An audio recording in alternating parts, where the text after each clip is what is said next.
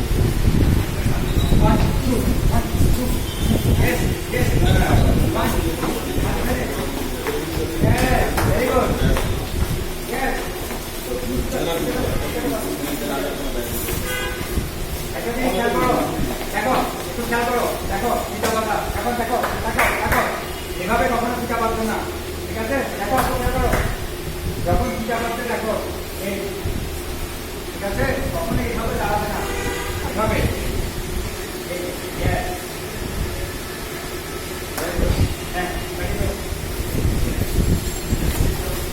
কারণ তুমি যদি এভাবে পিঠা পারতে যাও তুমি পড়ে যেতে পারো, কেউ তোমাকে ধাক্কা দিতে পারে, ঠিক আছে?